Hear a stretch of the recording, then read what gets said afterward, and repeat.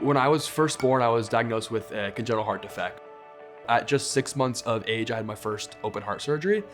And then as we got, deeper in his diagnosis, we were told there would be a procedure that he would have that we would hope and pray the first, 72 hours that he would live. So I had the Ross procedure when I was 4.5.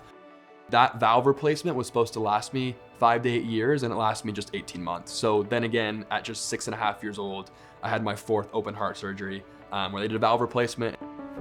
He was the first in Arizona for a rare heart procedure as a child, and today we learn this determined teen is not only surviving, but thriving. Through it all, I've been able to overcome adversity. I have got to do many more things than adults will ever get to do in their entire lifetime. In only 14 years, been able to go to DC twice, once to talk at Capitol Hill and one to talk with Obama's top aides. I was speaking what felt like for my life. I was speaking for research. I was speaking for people to come forward to make development in technologies that my life needed to be where I wanted to be today. I always knew life was a gift. I love when people tell me things I can't do because I go and try and do the impossible. I can't play contact sports, so I picked up baseball.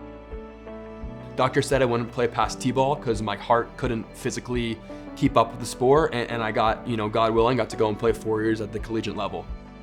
I can remember my mom saying we didn't know if we'd see him graduate high school. We didn't know we'd see him graduate college one day get married. I never thought I would see him get married. I never thought I would see him at this stage of life.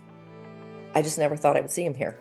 Oh my gosh. I met Aaron about 2.5 years ago. We got engaged about 6 months ago. But when I met Emery, time slowed down and everything just became a lot more precious. Every moment became slower. It was almost like everything else was a blur. We relocated to Charlotte about 4 months ago. We quickly made it our home. I looked it up when I got here. The Heart Walk's going on 2 months later, and I'm like, I'm building a team and we're going. And so, being able to really put roots down in Charlotte has been exciting for us. So I started giving back to the American Heart Association when I was just 3 years old. I started raising money and kind of using the slogan like help kids like me, right? And I think it's crazy now looking 20 years later, I'm still using that same slogan because although I'm not a kid anymore, I'm gonna be a lifetime patient. So over the last 20 years, we've been able to donate about $300,000 to the American Heart Association.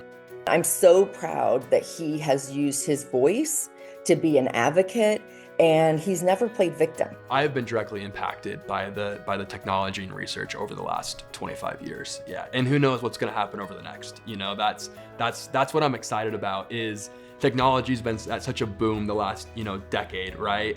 I can't even fathom what the next 10 years look like. When I think of his uniqueness, it's not necessarily that he's sick or his medical journey, but it's what that has shaped him to be, and just the appreciation of life that we have and all the experiences. Everything truly is. It's a gift. I will be a lifetime patient. I have some leakage in the donor valve, but right now they're just really watching it to make sure that I don't have heart failure and blood clots. For everything that could have happened, I feel very, very blessed to be where I'm at, but I also know that there will be more surgeries in the future. When that comes, like anything else I've done in my life, we're gonna face it head on and we're gonna figure out a way forward.